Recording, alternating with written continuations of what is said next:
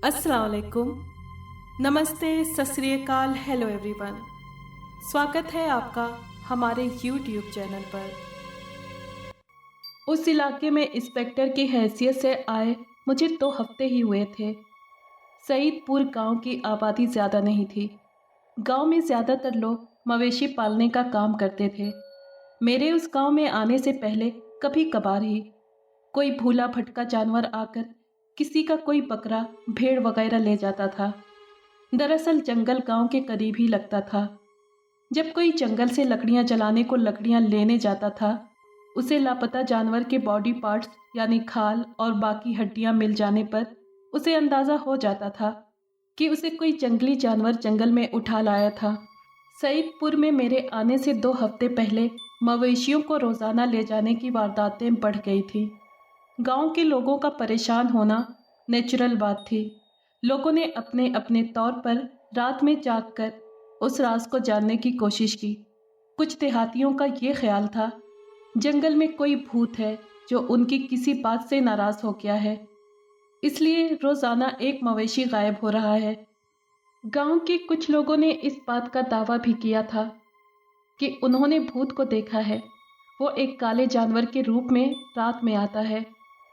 Physical appearance से वो एक भालू लगता है, लेकिन वो इस कदर बड़ा है कि कई भालू को जमा किए जाने पर उसकी लंबाई और चौड़ाई बनती है, यानी वो हाथी से भी बड़ा है। कोई उसे रोशनी की मदद से उसका चेहरा देखने की कोशिश करे तो वो उस पर हमला कर देता है। इसलिए भूत को चांदनी रातों में ही देखा जा सकता है। मेरा ख्याल था कि भूत से जुड़ी जो भी बात फैलाई जा रही है उसमें कोई सच्चाई नहीं है। इस तरह की अफवाह वही फैला रहा है जो मवेशी चुराने के काम में खुद मिला हुआ है। इस तरह की खबर फैल जाने पर कोई आदमी चोर को भूत समझकर ना उसे देखने और ना उसका पीछा करने की कोशिश करेगा। चोर का काम चलता रहेगा। जंगल में जानवरों के लिए खुराक का खूब इंतज़ाम था। वो फिर क्यों गांव की तरफ आएगा? उसके गांव की तरफ आने पर यह ख़तरा भी होता कि गांव के लोग उसे घेर कर पकड़ लेंगे और मार डालेंगे। रात का 1 बज चुका था। हर तरफ खामोशी का राज था। पूरे इलाके को अंधेरे ने अपनी लपेट में लिया हुआ था। मैंने रोशनी करने को अपने हाथ में टॉर्च ली हुई थी। एक जगह झाड़ियों में मुझे किसी के होने का एहसास हुआ। धीरे धीरे कदम बढ़ाता हुआ आगे बढ़ा। झाड़ियों पर टॉर्च की रोशनी डालने पर वहाँ से एक लोमड़ी निकलकर भागी। वो झाड़ियों में घुसकर कुछ खा रही थी। मैंने उस जगह पर रोशनी डाली जहाँ लोमड़ी कुछ खा रही थी। उस जगह एक मुर्दा खरगोश पड़ा हुआ था।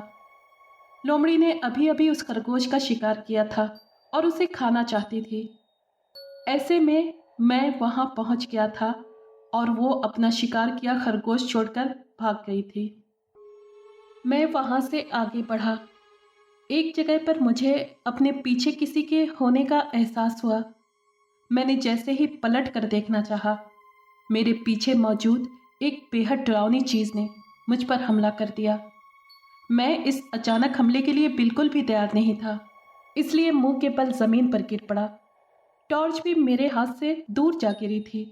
फिर मैं जैसे तैसे करके उठा और टॉर्च को उठा कर जलाया। मैं देखना चाहता था कि मुझ पर किसने हमला किया है। मेरे ज़मीन पर गिरने पर उस चीज़ ने दोबारा हमला क्यों नहीं किया। उसके हाथों में इतनी ताकत थी कि ज़मीन पर गिराए जाने पर मुझ में खासी देर तक ज़मीन से उठने की हिम्मत नहीं हुई थी। वो दोबारा हमला करके मेरा काम तमाम कर सकती थी। वहाँ कोई भी मौजूद नहीं था। मुझे बहुत हैरत हुई। मुझ पर हमला करने वाली चीज़ इतनी जल्दी कहाँ गायब हो गई है। ऐसा लग रहा था मुझ पर हमला करने वाली वो चीज़ छलावा थी जो अचानक से आई और मुझ पर हमला किया, फिर गायब हो गई। मेरा किसी ताकतवर दुश्मन से मुकाबला था जो छलावे की तरह गायब हो जाने की सलाहियत रखता था। कुछ दिन मुझ में इतनी हिम्मत नहीं रही थी कि मैं रात के वक्त इलाके में चोर की तलाश जारी रख सकूं। जब तबीयत कुछ ठीक हुई तो एक रात फिर चोर की तलाश में निकल खड़ा हुआ। मैं एक फर्ज शनास ऑफिसर था। मेरी जिम्मेदारी में ये बात शामिल थी कि इस इलाके के लोगों को मवेशी चोर से छुटकारा दिलाऊं, चोर को जल्द से जल्द पकड़कर जेल भिजवा दूं। मैं चोर की तलाश में आबादी से अच्छा खासा दूर निकल आया था। ये ख्याल मुझे इसलिए आया कि मैं जंगली जानवरों को इधर उधर भागते देख रहा था। मैं अभी पलटकर लौट जाना चाहता था कि एक झाड़ी के पीछे मुझे ऐसा लगा कि कोई छुपा हुआ है। मैंने टॉर्च रोशन करने में देर नहीं की और टॉर्च की रोशनी झाड़ियों पर डाली। मैं देखना चाहता था कि रात के इस वक्त कौन झाड़ी के पीछे छुपा है। कहीं ये वो चोर न हो जिसकी मुझे तलाश है। मैंने पिस्तौल भी तान ली थी ताकि उसके हमला करने पर मैं फायर कर दूं। अचानक झाड़ियों से एक काला जानवर, जिसके पूरे जिस्म पर काले काले बाल थे, बिल्कुल ऐसा लग रहा था कि वो बनमानुस की नस्ल से ताल्लुक़ रखने वाला जानवर है। उसकी लंबाई और चौड़ाई देखने लायक थी।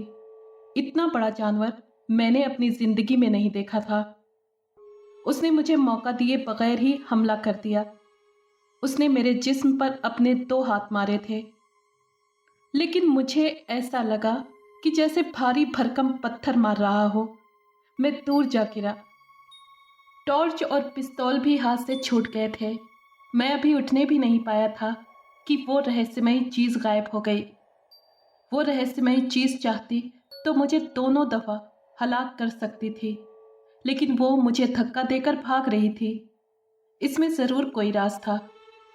जब उसे मारना नहीं था, फिर हमला करके ज़मीन पर चित क्यों कर देती है?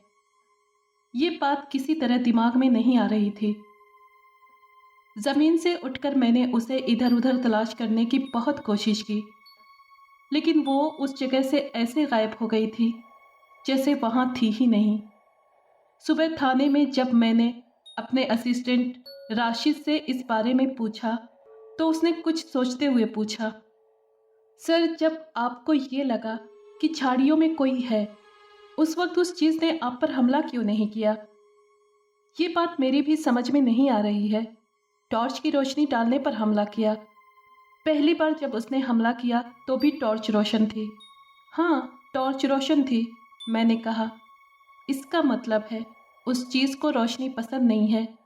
तुम्हारे कहने का मतलब ये है कि वो रहस्यमयी चीज़ टॉर्च की रोशनी से डरती है? हाँ, मेरा ख्याल ऐसा ही है।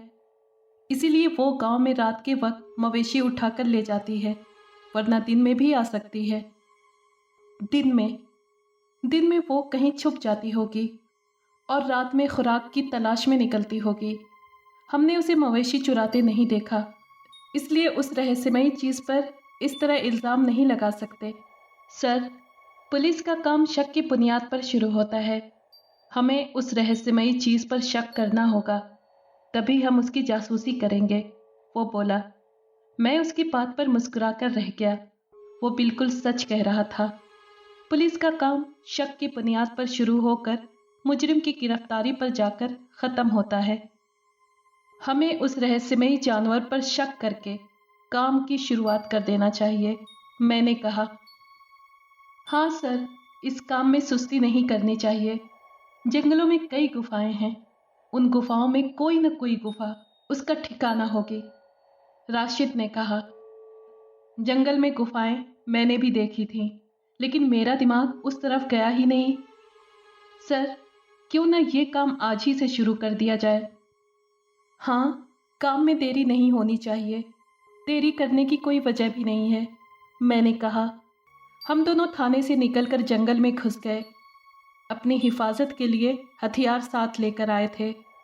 एक गुफा में घुसने पर उस रहस्यमयी जानवर के कोई आसार नज़र नहीं आए। अलबत्ता गुफा के अंदर बदबू बहुत थी। इसका मतलब था जानवर रात में या सख्त धूप से बचने को गुफा में घुस जाते हैं। हम दोनों ने मुंह पर रुमाल रख लिए थे और आगे बढ़ते चले गए। गुफा के अंदर अंधेरा था। ऐसे में टॉर्च की रोशनी से गुफा के अंदर का माहौल आसानी से देखा जा सकता था। गुफा के आखिरी सिरे पर हमें कई खरगोश इधर उधर भागते नजर आए। वो हमें देखकर गुफा की ज़मीन में बनाए बिलों में घुस गए। यहाँ इन खरगोशों का बसेरा है। तभी गुफा में बदबू बहुत ज़्यादा है, میں نے کہا۔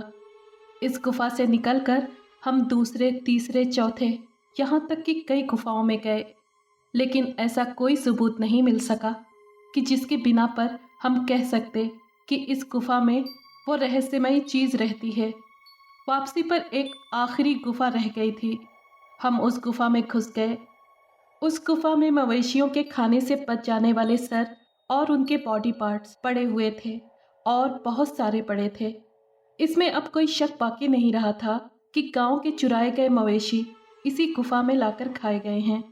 دیکھ لیجئے سر، شک کرنے کا کچھ تو فائدہ ہو گیا ہے، راشد نے کہا۔ ہاں بھائی، تم ٹھیک کہہ رہے ہو۔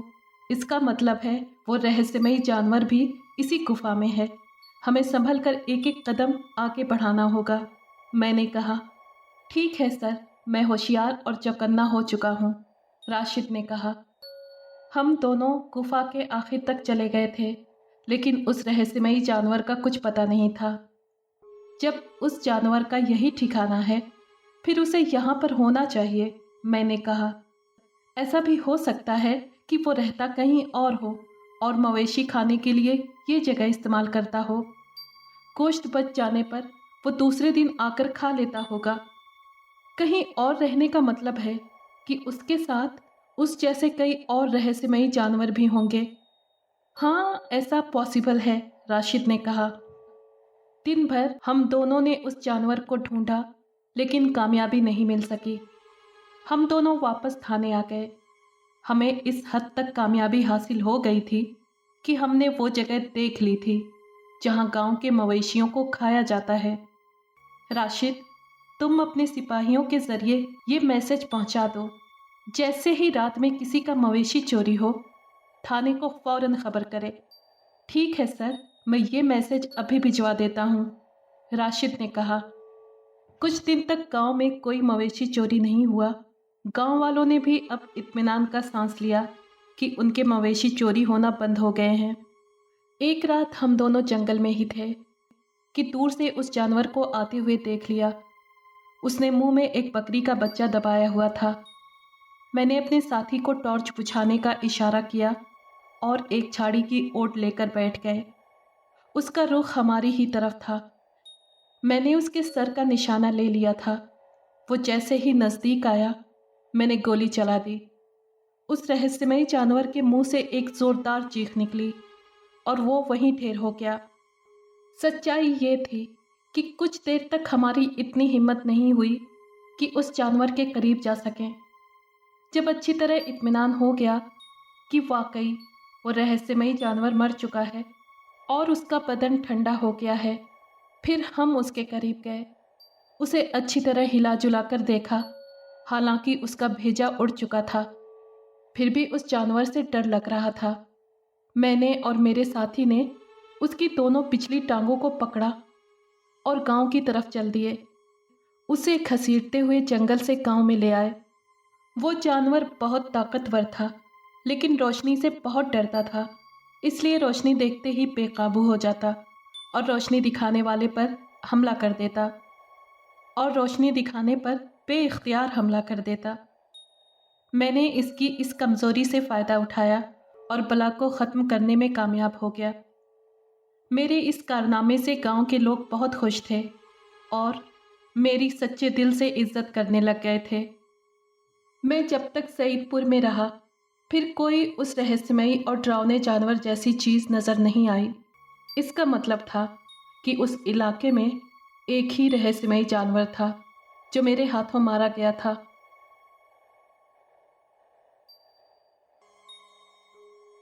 اگر آپ کو یہ کہانی پسند آئی ہے تو پلیز لائک اور شیئر کریں اور کمنٹ باکس میں اپنی رائے کا اظہار کیجیے۔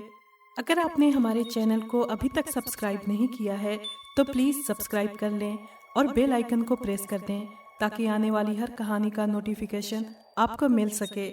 شکریہ۔